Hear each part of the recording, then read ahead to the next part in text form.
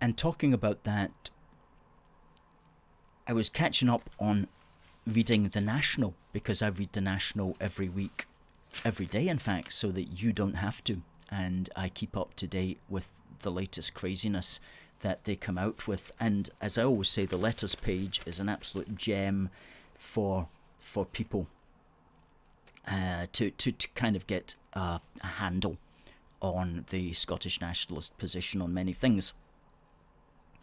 And they're always obsessing about how they can get their second referendum and so on. And this is actually from last month, but big long letter here. Big long letter. Let's be clear, we do not need to negotiate our independence. These are the people who believe that somehow they're going to simply get their way by, quote unquote, simply asserting the fact that the Scottish people are sovereign. That is not just an empty slogan, it is a fact in constitutional law. Possibly.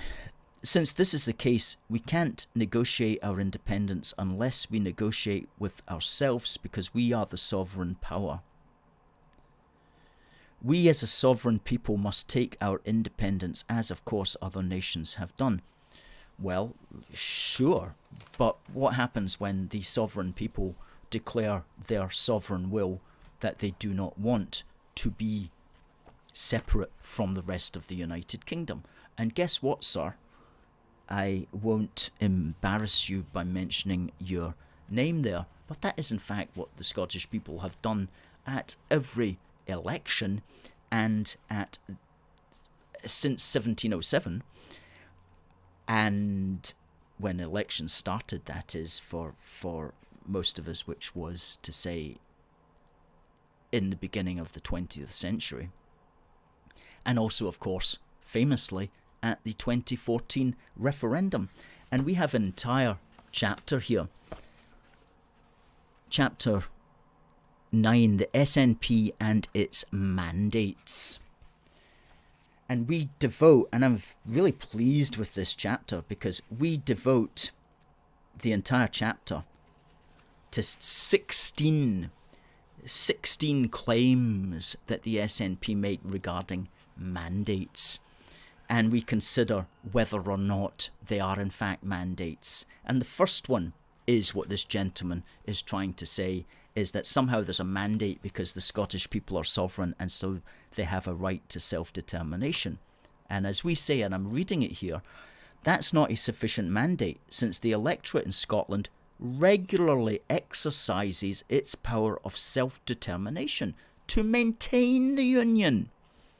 After all, if we understand sovereign to mean having supreme power residing in itself, and self-determination to mean the power of a population to decide its own government and political relations, close quote, then, as we've seen in a previous chapter, the electorate in Scotland has consistently used its democratic sovereignty and self-determination to vote for parties and people who want to keep the UK together, and long may that continue.